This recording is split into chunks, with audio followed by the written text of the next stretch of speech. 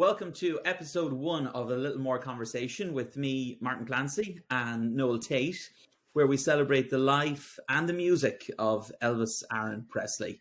This week, in episode 1, we're going to take a look at Elvis's first ever album for RCA. It's self-titled, it's called Elvis Presley, an iconic album that Rolling Stone has certified as one of the greatest albums of all time. And I'm delighted as well to be joined, of course, by Noel here, who has been taking a listen as a newbie to the Elvis world and the Elvis album catalogue. Noel, have you had a listen? I have, actually. It was episode 1. I thought I'd better listen to the album. And then just to give it a little more colour to that as well, this is, so you described me as the Elvis newbie. This is the first time I've ever listened to a full Elvis album. I obviously know all the popular songs. I've listened to them on the radio for years. Heard them at parties and the whole lot, but I've never sat down and listened to the whole album. So it was a bit of a new experience for me. But yeah, I listened to the whole thing, and I think it was 5 or 6 times this week I listened to it. And I even had a walk earlier on today and had a last listen before we sat down to record. I suppose you want to know my opinion as well? Yeah, absolutely. I think one of the interesting things as well is, when this album came out, it was described as an EP back then, which is extended play. So I think a lot of people now are kind of familiar with concept albums or albums that, have been meticulously put together. This is quite different, and it kind of was back then in the mid-50s as to the approach to creating albums. They weren't even called albums. They were just called EPs, which is extended play. Yeah, and when I looked at the length of the album, actually, because I started listening to the album without looking at the length. I had the first time I listened to it, I grabbed myself a beer, thought I'd be having a few beers. By the time I finished the first beer, the album was over. It's just under 30 minutes. So yeah, it was quite an interesting experience. But I have to say, I thoroughly enjoyed it. I didn't think I would enjoy it as much. And then throughout the week, as I listened to it a few more times, I actually enjoyed it more each time. My initial impression was, straight out of the bat, I never realized this. I'd heard the song, but didn't realize it was his first recorded song on an album, Blue Suede Shoes. So straight out of the bat, we're off with kind of just this really upbeat, just fun song, and it's straight into that kind of 50s, 60s rock feel. It got almost like that kind of Chuck Berry type feel, really positive, really upbeat.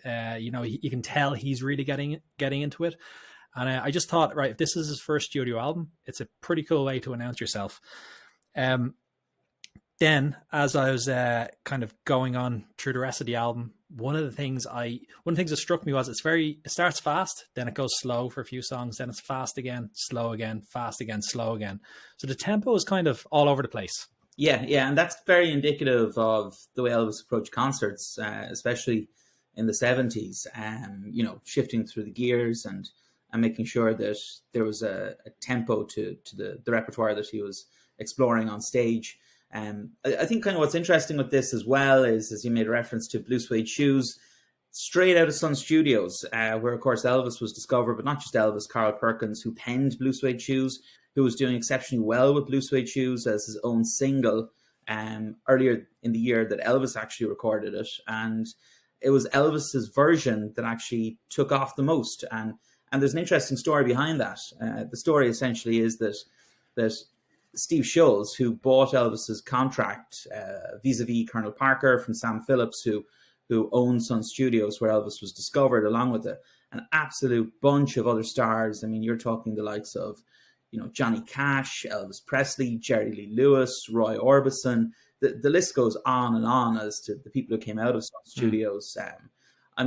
Jackie Branson and the Delta Cats. There was such a strong musical heritage from this tiny little studio on Union Avenue in Memphis, Tennessee, where such absolute musical genius, as it was to become known several years later, initially emerged. But that song, Blue Suede Shoes, it was recorded originally by Carl Perkins in Sun Studios, a friend of Elvis's, and the guy who looked after Sun Studios was a guy called Sam Phillips, and it was Sam who actually did the deal to allow Blue Suede Shoes to be recorded by Elvis for RCA. Now, interestingly, initially when Sam agreed to that, it was very tentative, and it was only to be recorded if things weren't going well for RCA. You have to bear in mind that when RCA purchased Elvis from Sun Studios, his contract and indeed his back catalogue at the time, which, we can get to later, but some of those tracks actually appear in this album or the CP. RCA were taking a massive gamble on whether Elvis would be a star or not. And the person who's taking the biggest gamble on that was a guy called Steve Scholes, who's in charge of signing Elvis for RCA. And it's no secret that Steve Scholes' neck essentially was on the line as to whether Elvis would be a success or not. So he was trying to get the best possible material that he could for Elvis. And he hit across this absolute goldmine, Blue Suede Shoes, which has gone on to be so iconic in association with Elvis. Like, I mean, you hear Blue Suede Shoes, you think Elvis Presley. Yeah, that's actually really interesting. So I obviously knew from further down the album, you have Blue Moon. I knew that as a cover. Actually, just to mention that was my least favorite song on this. I don't know if that's a controversial thing in the Elvis world or not, but Blue Moon was my least favorite song. So I knew there was some covers on it. But I didn't realize Blue Suede Shoes I thought that was Elvis. I thought that was his song. Obviously it was written for him, but I thought he was the original. No, Carl Perkins penned it as well. And he recorded it himself initially, and he recorded it on the Sun label. And Carl Perkins, when I think it could have even been Heartbreak Hotel, when that initially came out for RCA, Blue Suede Shoes was also in the charts, and they were kind of going neck and neck for a while before Blue Suede Shoes started to pull out in front, until, of course, Elvis recorded his version of it, and quite quickly took over the song and became synonymous with it going forward. I think like what is fascinating as well is back then, you have to remember this is 1956. Elvis was 21 years of age. Just a few years prior, he'd been driving a truck in Memphis as an electrician. As he said himself, he got wired the wrong way. And, he went into Sun Studios to record a song for his mother. That's what Elvis told everybody as a demo. Okay. What has since transpired is that when Elvis was telling Marion Keisker, who was the secretary at Sun, that he was going in to record the song for his mother's birthday, the times and the dates don't add up as to it being in time for his mother's birthday. Right. Quite obviously, he was a teenager, quite shy, was trying to make a name for himself. And, I think as understandably as anyone might do, you might go in and have some sort of cover story if things don't go well. But thankfully, it was Marion Keisker who really discovered Elvis. I know that Sam Phillips gets all the credit, but it was Marion who kept pestering Sam to bring Elvis back. She thought there was something there in his voice. She really liked him. Elvis, for his part, kept pestering Marion to find out what Sam thought of his recordings. And it was just meant to be, I suppose. Elvis's greatest hit from the Sun Studio era was That's All Right, which was like, such a fantastic song. And it just was an amazing piece of artistry that Elvis and Scotty Moore just fell upon in the studio in between takes. And Sam Phillips heard it. It was a bit of downtime.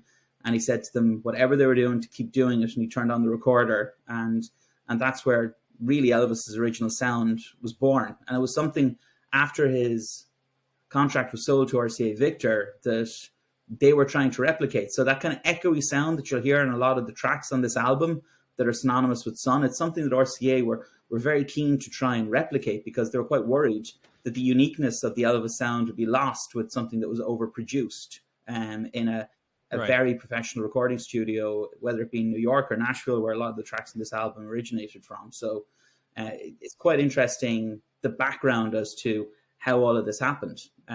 Actually, when That's All Right Mama was released by Sam Phillips, he gave it to a disc jockey in Memphis called Dewey Phillips, no relation of his, who put it out. Elvis was so embarrassed at the time that he went to the cinema to try and hide, because he was quite embarrassed about the song, about whether people would like it or not. But the phone lines lit up when Dewey Phillips put the song out, and they had to go find Elvis in the movie theater, his parents did, and drag him out and brought him to, I think it was the Hotel Chiska in Memphis, where the studio was. And Elvis did a live interview then, where Dewey Phillips introduced him as Elvis Presley from Humes High School in Memphis. And, I suppose there's a song Elvis recorded later on in his life called Fairy Tale. And I think that's kind of where the fairy tale of Elvis's recording career started. Right. Okay. There's a few things you mentioned there that I do want to come back to. Sure. But first, I want to dive into the style of the album first, because I've got each track written down here, and I have my notes for each one. And just to give you a sample of the notes, I have like 50s/60s rock, country rock, rockabilly, even a little bit of bluegrass thrown in there. I got a bit of that. It's kind of more kind of like your bop music as you go along. Then some very, very slow songs. And then like you finish on Money Honey, which is just such a great song. Yeah. And this was 1956, and I know rock and roll. If you listen to a rock album today, it sounds nothing like this. But rock and roll was just born in the late 40s, maybe early 50s. And you mentioned that this is an iconic album, and it really, you can kind of get the blend of all this music. And like, where did Elvis kind of get all of this different influence from? Because there's so many different styles throughout here. And I know it's all kind of leading into what we know today as kind of 50s, 60s, 70s rock and roll. But like, where did Elvis kind of pick up all of this style? Where did he pick up his approach towards the recording for this one?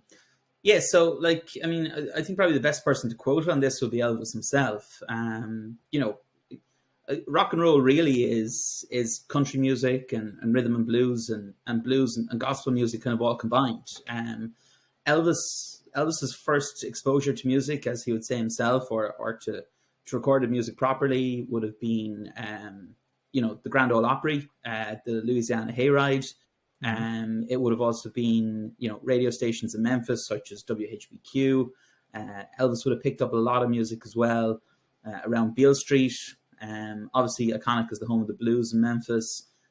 Country music as well, and gospel, which was very important to him. I mean, a lot of people don't know Elvis wanted to be part of a gospel quartet, and before he had any ideas of being a rock and roll star. And Elvis would have, in interviews, has mentioned that his repertoire includes Mario Lanza and the Metropolitan Opera, from that style of music to country music to gospel to rhythm and blues. He was a big fan of the Blackwood Brothers in Memphis, J.D. Sumner, who went on to be a member of Elvis's backing vocal group, the Stamps, when he was touring the States in the 70s, coast to coast. So it's a real melting pot. It's very hard to say like what exactly was the influence on Elvis. I think like if you're ever in Memphis or ever been to Memphis, one of the main things that will kind of stand out is it's such a cultural and musical melting pot. And it's like that today, but by all accounts, it was even more apparent in the 50s and the late 40s and 50s, which you have to remember is the time period that Elvis was being exposed to all of this and all these different styles of music.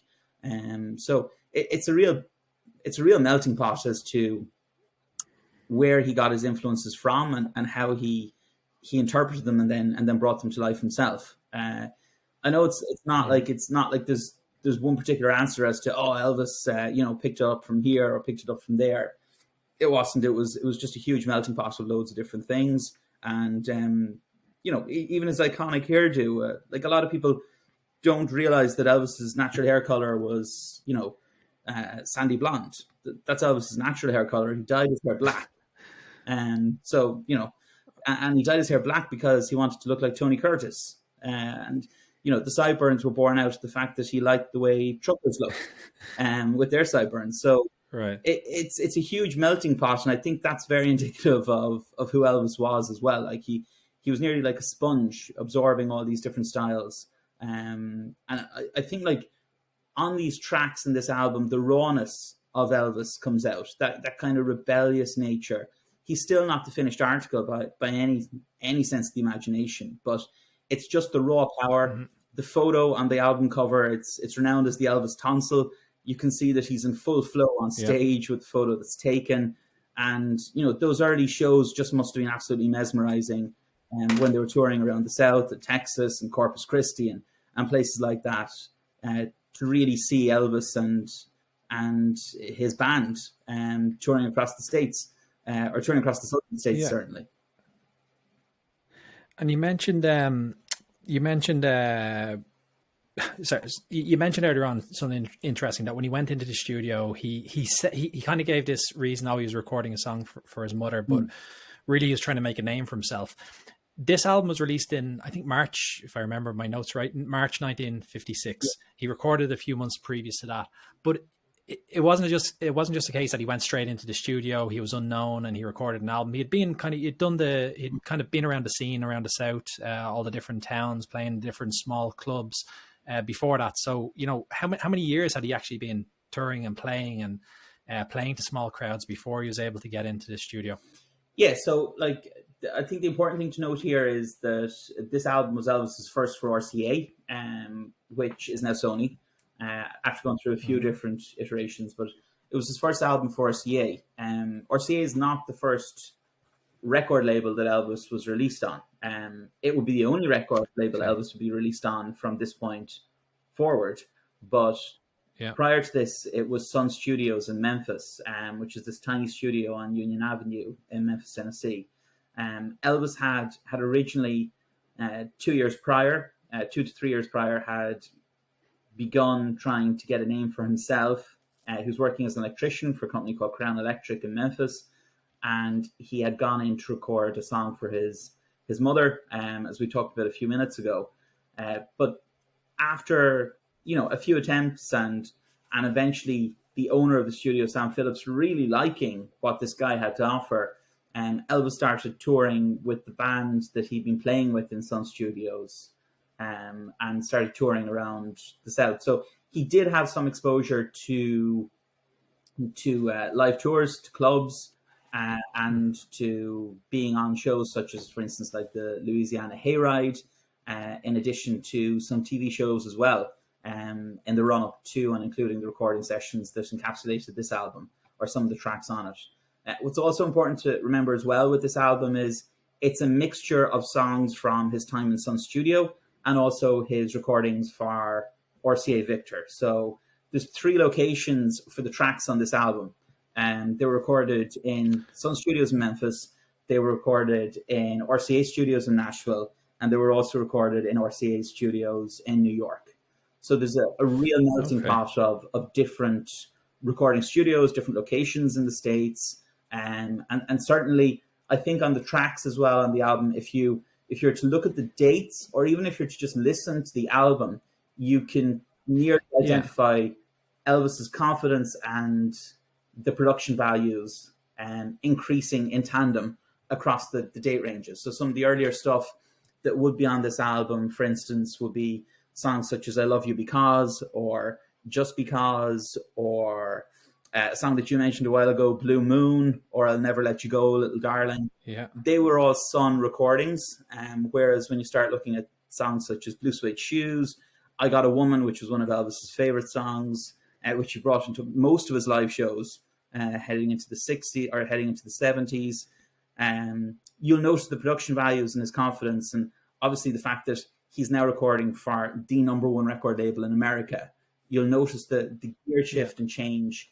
And a song that you mentioned as well, like Money Honey, I think the power and bravado in his voice for that, as well as, for instance, Tutti Frutti, you can just sense his confidence has increased so much, and he's so much more confident in himself and his own skin, that it's coming out in his voice and his performance in the album. That it's really a joy to listen to, the kind of raw appeal of Elvis. And if you remember as well, like the recording industry in America at this point, they hadn't heard anything like this before. I mean, these songs are going up against the likes of ballads from Frank Sinatra, Dean Martin, Sammy Davis. It's a totally different ball game. So we might think like this stuff. I'm gonna. Sorry, go on. I was gonna say I'm gonna bring us to the reaction in America to this in a few minutes. But sorry, you've mentioned about 20 things here that I never knew. First of all, he was blonde. Yes. Like, that's my mind blown already. He's been before he was a singer, he was a trucker and an electrician, or he was them while he was trying to be a singer. Yeah. But then you mentioned that it was recorded in 3 different studios, with a significant amount of time in between. And it's, as you said that, I was kind of thinking back through it, and you can tell there's a big difference in, first of all, the sound of some of the songs, how they're recorded. You can almost tell they're in different places, or at least with different setups.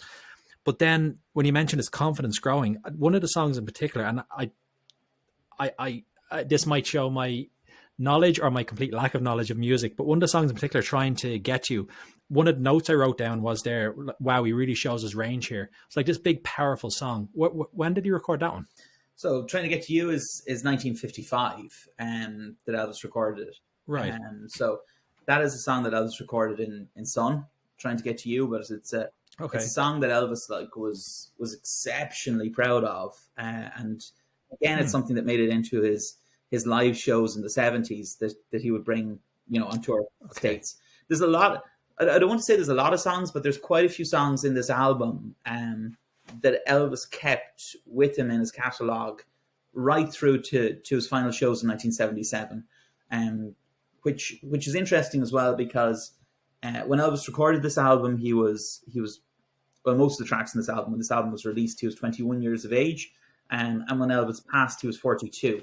And a lot of people kind of make the distinction that this album and Elvis's catapult onto the national stage in the US in '56 was in his 21st year, and his life finished on his 42nd year, and it's nearly like his entire life is split in two parts. From this point forward, very much Elvis in capital letters, ELVIS, and before that, the young boy from Tupelo who had moved to Memphis, went to Humes High School, was a little bit of a, by all accounts, even according to himself, a misfit in school, and didn't quite know where he fit in, and was quite different, was quite exotic in his dress sense. These were all things that actually just made him stand out even more when he became, the iconic superstar that he was about to become after this album was released. It's really incredible. I remember saying this to you before we even started recording this, that the journey that Elvis is about to take from when this album is released for the next 21 years is truly remarkable. And, even listening to interviews with other stars of the time, or even now, pretty much unparalleled. I mean, the level of success that this one guy attained in those 21 years is totally phenomenal. Yeah. And we're going to, well, hopefully if we keep this going, we're going to slowly progress through his career and cover those 21 years. Let's bring it back to this album though, because I listened to it 5 times. I want to talk about it. What's your favorite song on it? Can you pick one? It's tough. I'm going to fudge it. I've quite a few favorite songs on it. I really love Tutti Frutti, Money Honey. Yeah. And Trying to Get to You, as you said, I just think it's a phenomenal song. I actually think Elvis's performances of Trying to Get to You improved beyond this point, and his renditions of it even got stronger. Blue Suede Shoes is just so iconic, and I Got a Woman as well is a fantastic track. I mean, I know I'm after naming 4 or 5 tracks there out of the 12 on it. 6, I think. So, yeah. Would I have to say maybe the songs that probably don't appeal to me as much? I'm Counting on You, and maybe Just Because. But that's very much putting a gun to my head to try and pick out my least favorite of what I think is kind of a stellar lineup. How about you? You're trying to pick your least favorite child. What about you? What kind of stood out, or what were the songs? I know that you said what you didn't appeal to you the most, but what songs in there that you liked?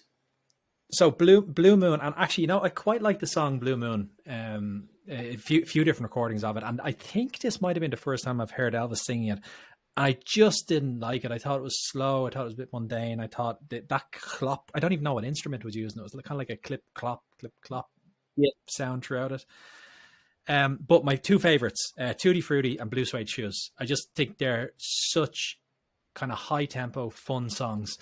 Tutti Frutti is kind of that kind of classic 50s, 60s singing about these girls. He's got a girl named Sue and a girl named Daisy.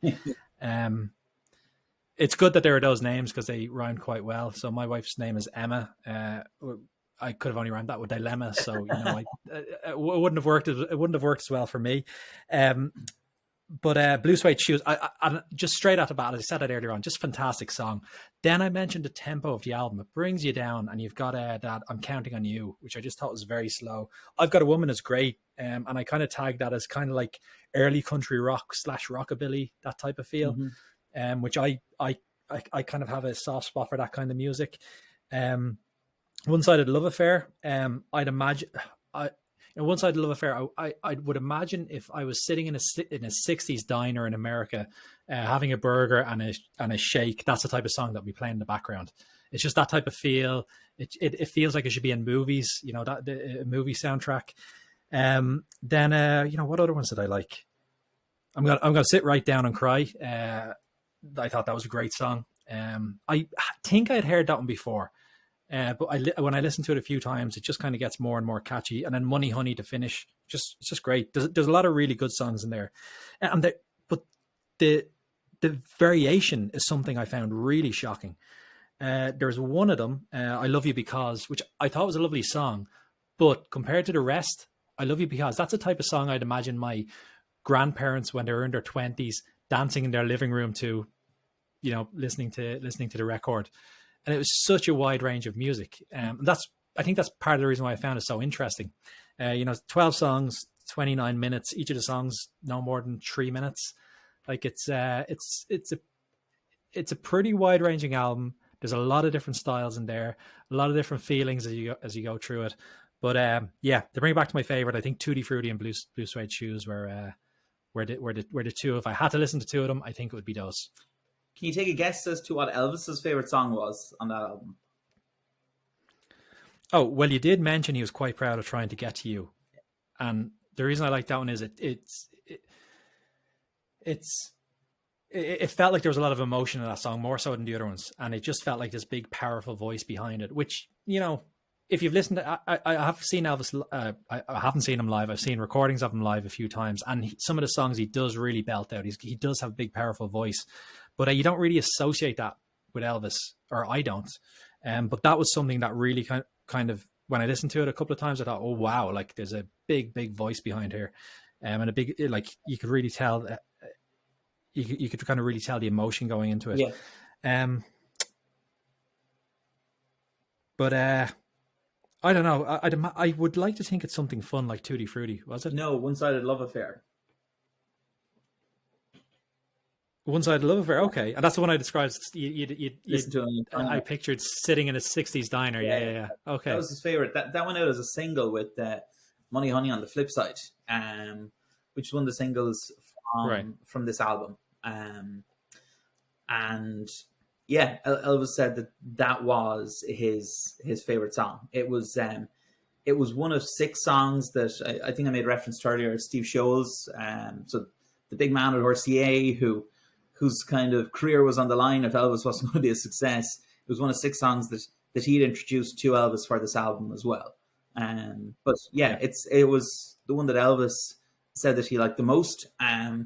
What's interesting is it's not a song that Elvis continued to perform right through into the 70s. And the reason I say into the 70s is, Elvis toured in the 50s, TV appearances in the 50s, went to the army, did 1 or 2 shows when he came out of the army in 1960 and the early 60s, and then wasn't seen on stage again until 1968, if you want to say, for his comeback special, but certainly not in front of a live kind of concert audience rather than a studio audience as the 68 was until 69. So it's not a song that kind of made that progression with him through for the rest of his career, where other songs on this actual album did.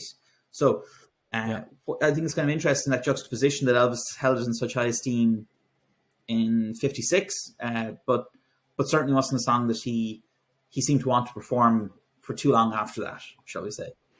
Okay. That's quite interesting. Even though it was his favorite, he held on some other ones, but maybe dropped that one. No, maybe not completely, but dropped it anyway. Okay, so I mentioned earlier on that we'd come back to the perception of Elvis in America at the time. Yeah.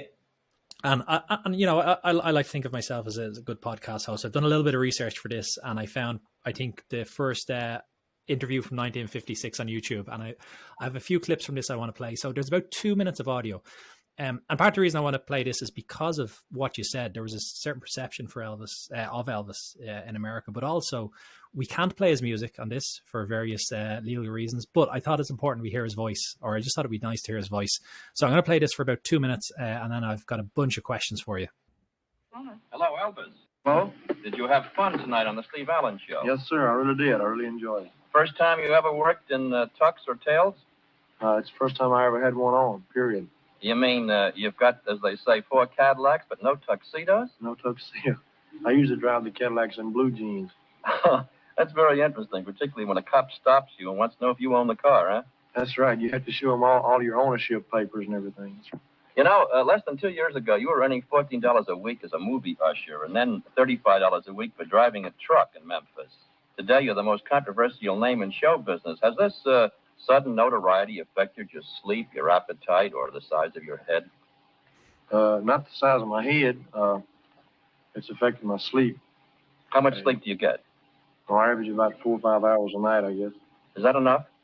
Well, it's really not, but I'm used to it, and I can't sleep any longer. What do you keep in mind mostly? I mean, some of the songs you're going to do, or some of your plans, or what? What goes through your mind? Well, everything has happened to me so fast in the last year and a half till I'm all mixed up, you know. I mean, I can't keep up with everything that's happening. And well, I think that you've got very good company in Colonel Tom Parker. His feet are on the ground, doing a wonderful job of keeping things rolling nicely. That's the first part. I'm just going to skip forward to another part.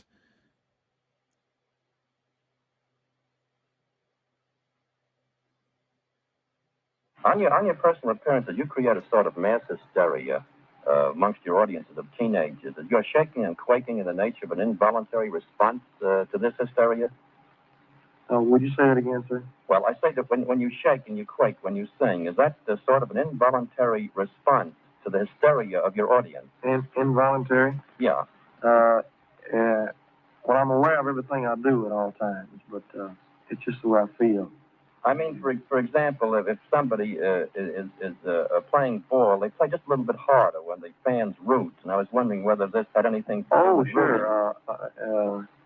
Well, I guess any artist, if the audience acts like they're enjoying it, if they act like they're with you, well, it makes you put more into it, you know. Mm-hmm. Do you think that your rocking and rolling has had an evil influence on teenagers, or you think it's just an outlet? I don't see that any type of music would have any bad influence on people when it's only a music. I mean, I can't figure it out. I mean, in a lot of the papers, they say rock and roll is a big influence on juvenile delinquency. I don't think that it is. Juvenile delinquency is something that's, it's just, I don't know how to explain it, but I don't see how music would have anything to do with it at all. There we go. That's it. So there's a couple of things in there. First of all, I better ask you first, because I didn't check this with you beforehand. The notes on this video said it was 1956. Is it 1956, July? It is, yeah. That's how Wallace calling, yeah. Yeah. So what's the guy's name? Wallace was the movie producer in the 60s. Hy Gardner. Hy Gardner, you're right. Which, first of all, seemed like a really innovative show for the 50s. He used to call stars at home. But anyway, there's a few things in there I wanted to touch on. First of all, straight off the bat, he describes him as the most controversial entertainer. I didn't play a bit, but he describes his style of gyrating. What I did play was he talked about his shaking and his quaking. But more interestingly, at the start, I felt he was really trying to emphasize how much money Elvis is spending and how extravagant he's trying to live, and even asked him how big his head is getting. And then, of course, he went on to talk about whether he felt rock and roll was an evil influence on the youth of today, which Elvis kind of had. What I think is a sensible answer. But was this kind of the general feeling throughout America when this album came out? That rock and roll was evil. Yeah. So like there was record burnings, there were petitions for radio stations not to play the music. There were DJs saying that they wouldn't play the music. There were preachers talking about the evils of rock and roll, the gyrating. It's crazy today if you think about it. I mean, Elvis said later on all he did was shake. and he was tame compared to what they were doing. Even then, that was the 70s he was talking about. So like it's just incredible that someone moving their hips or shaping any kind of shape or form was seen as so provocative back then. But I mean, that's what makes it's so unique that Elvis was breaking so many barriers that at the moment we just consider, normal for people to express themselves that way, whereas it wasn't, and it's not that long ago. And Elvis and other stars and cultural influences of the time deserve a lot of credit for breaking down doors and barriers there, because as a collective unit, they all did it. I don't think it'd be fair to say that Elvis was the only person who did it, because he certainly wasn't, but he was one of the most famous people who pushed the barriers. And I think what you'll pick up from that interview as well, and from him in general, as we explore more of this in other episodes, is, Elvis was quite a nice, humble guy himself, and he didn't identify what he was doing as being anything other than what was coming to him naturally. Yeah. And that's actually one of the notes I had, was that all throughout this interview, even when Highgarden was kind of probing on how much money he spent and how big his head was getting, it was just incredibly humble. The answers he gave were all very thoughtful. He seems a bit nervous in the interview, which isn't something I'd associate with Elvis, but it's towards the start of his career, so I suppose it's understandable. But it's just this humble person all the way through. That's the impression I get from him. Yeah. And throughout the rest of the interview, he talks a lot about how much money he's spending, almost like to paint him as if just this extravagant person who's buying his dad a house and getting his dad to retire because he doesn't need to work anymore. But even his answers to all of them are just incredibly humble. And what I will do is I'll link it to that video in the show notes so that anybody listening can jump over. When they're finished with this podcast, they can jump over and have a listen, because it's a really interesting interview. Yeah, it's a fantastic interview, and it's really good insight into Elvis's mindset at the time. I think even looking at the video footage of it, some of his facial expressions as well add in more to kind of understanding his mindset and how he was feeling about certain things. He made reference to the fact there that he doesn't get much sleep. He never slept well, ever. All through his life, he always had trouble with sleeping. He was a bit of an insomniac. So, like everything he's saying there, it rings true. It is who Elvis was. Was he spending money at that point? Yeah, he was. And I think like any 21-year-old who comes into a lot of money, they're going to start spending it. And that's exactly what Elvis did. Yeah. But, I think Elvis is probably famous for being quite loose with his cash. I think everybody, including Elvis, would probably agree with that if he was around. But at the same time, around this time period, he made a lot of prudent investments, such as, buying Graceland. He always looked after his parents. If anyone's fortunate enough to visit Graceland, around the time that this album was recorded, Elvis purchased his iconic pink Cadillac, which is in Graceland. You can see it in the Automobile Museum across the street. So, yes, he was spending money at that time. I think anyone in his position probably would have, but I just don't think that the picture that was trying to be kind of painted was that, someone who's after inheriting a lot of cash, after coming into a lot of cash, is spending money frivolously and isn't doing anything wise with it. I mean, by this time period, he had purchased, what has now become one of the most iconic homes in America, the second most visited house, private residence outside of the White House, on an annual basis. So it's quite. So he had purchased Graceland by this stage. He purchased Graceland at this point, yeah. Oh wow, okay, yeah. And then another thing which he hinted at there, but Elvis didn't respond, which I don't know if that was an indication of something or if it was just because he didn't really find the interview interesting. When he was asked about Colonel Parker and that he seems to be getting on well with him, basically, or he seems to be doing good for him. Now, I know we're going to talk about Colonel Parker a lot throughout this, but up until this point in Elvis's career, so just after he's come out with this Elvis Presley album, self-titled Elvis Presley album, and up until around the point of this interview, what had Colonel Parker done for Elvis? Yeah. So what had been the relationship to this point? Yeah, just to correct myself, Elvis was living in Auburn Drive at this point, and he hadn't purchased Graceland, so he purchased Graceland in 1957. Okay. So Colonel Parker's influence at this point, the Colonel basically had identified Elvis when he was still at Sun, and Bob Neal was his manager at the time, as someone worth investing in. He famously told Elvis he had $1 million worth of talent and he was going to make him $1 million from it. And, Colonel certainly rang true on that word, and on his promise to Elvis at that point. The Colonel, I think, there's mixed feelings in the Elvis world about Colonel Parker, but I think unanimously everybody would agree that early on in Elvis's career, so around this point, Colonel was a massively positive influence for Elvis. He engineered this move to RCA. So Elvis had been with Sun Studios, and the owner of Sun Studios, Sam Phillips, wanted, I think it was about $40,000 for Elvis's contract, which was 3 to 4 times what most record companies were willing to pay for Elvis at that point.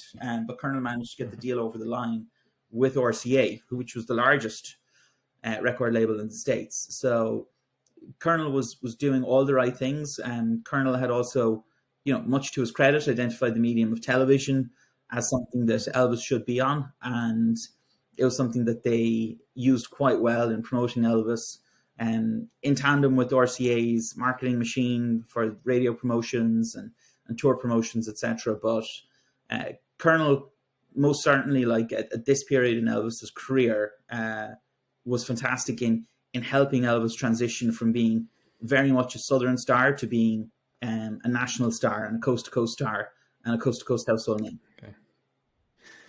Okay. And as I said, we're going to talk a lot more about Colonel Parker, and really quickly, because I refer to him as Colonel Parker the whole time. Was he a colonel?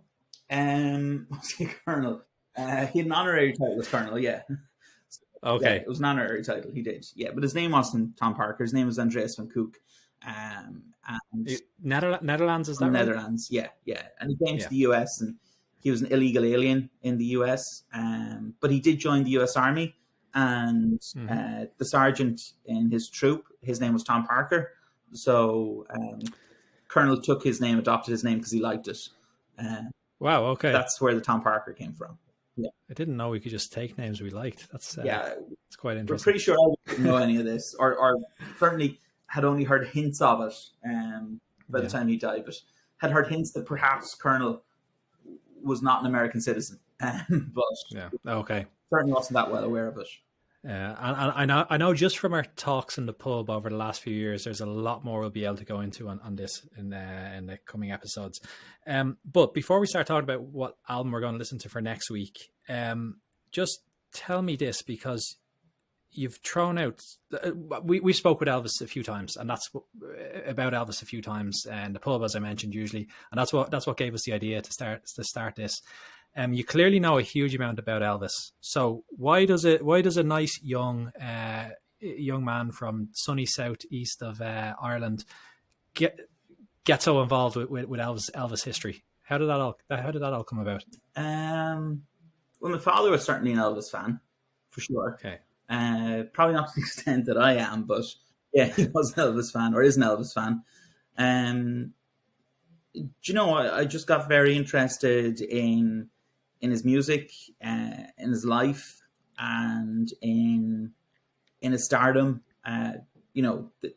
It's such an iconic story, Elvis's life, and it's nearly a romantic story, and not in a romance sense, but kind of in a literary sense, where it's this rags to riches story, and essentially embodying the American dream that Elvis lived and embodied.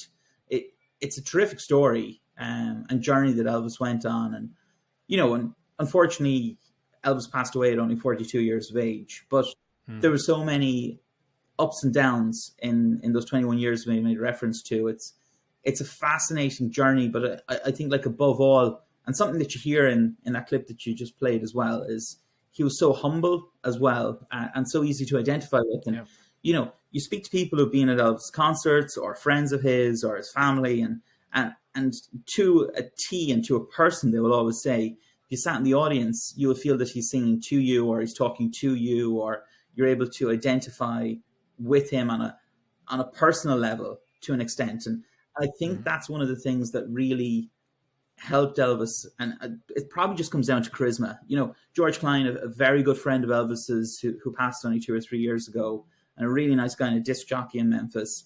And, you know, George said, if you're an Elvis fan, no explanation is necessary. If you're not an Elvis fan, no explanation is possible.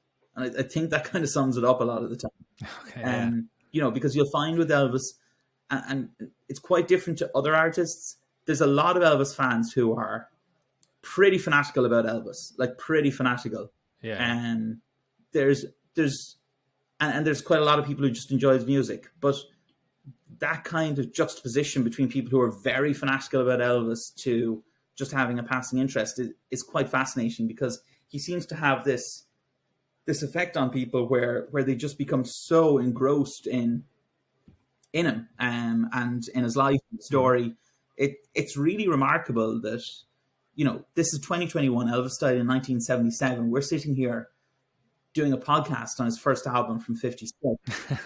And, you know, there are people visiting his house still. There are people visiting where he played concerts. There are people visiting where he was born. It's like Priscilla said recently that she thinks he'd be genuinely shocked and surprised as to the level and the longevity of his fandom and stardom.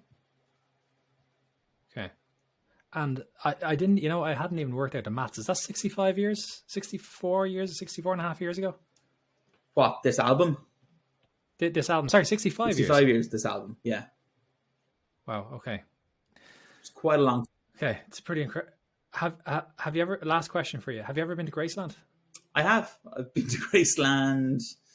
I've been to Memphis 8 times, and I've toured Graceland, oh God, more than 20, I'd say. Much more than 20. 20? 20, more than 20. I thought it was 12 times 20. No, 20. Yeah, and okay, and this particular, you know, we made reference to Sun Studios. There's a few tracks on this album. Yeah, I've been to Sun Studios, must be about a dozen times, in and out. It's a very small building, but very much encourage people to go there and experience it. They still have the microphone that Elvis sang into, and, you know, oh wow, the rooms are very similar to what they were then. People can still go there and record. So, like, U2 recorded there recently.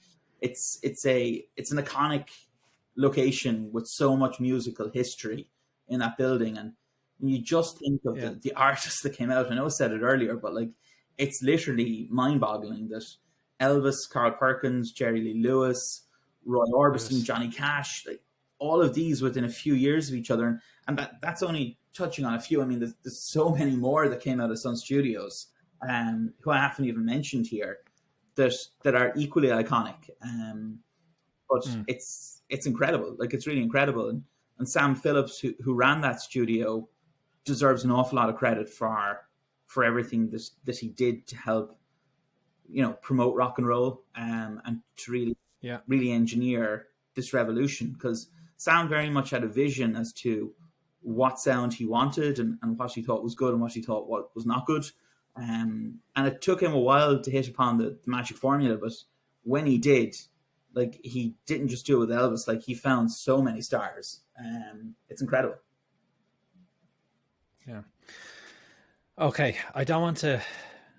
Although I have a feeling you could talk for 50 hours about Elvis, so maybe we're not giving everything away at this episode. But I want to save some for the next episode. So, no, I've been really good. I only listened to this album. I didn't listen ahead. So can you tell me and the listeners, if we want to get involved next week, what album are we listening to? Right. So the next album we'll be listening to is Elvis's second album. So this album was called Elvis Presley. His second album is just called Elvis. Okay. And what's the next one called? EP? The next one after this, well, we'll have to wait and see what number 3 will be. But no, it's not called EP. It's not called EP. But there are some great songs to listen to on this album, Elvis, for next week. So, you know, some standouts for me would definitely be When My Blue Moon Turns to Gold Again, Long Tall Sally, Paralyzed, Ready Teddy, which might have resonance for you now, Noel, because I know that song, yeah. And Old Shep, which, you know, it may not be everybody's cup of tea, but it's certainly a song that Elvis had a long history with even before 56. He sang it in some talent contests when he was a kid in school. So that's an interesting song to listen to with the nostalgia part of it from Elvis's perspective. But okay. Yeah. And was there much going on in his life? Are we going to be able to fill an episode next week? Yeah, there's a few things going on in 56 for the King. Yeah, just a couple. Okay. Right. Well, I think that's it for this week. Excellent. Fantastic. So you have a bit of homework to do. You have to listen to I do have a bit of homework. Yep, multiple times. But in my day job, I'm working from home, so I have plenty of time to listen to music.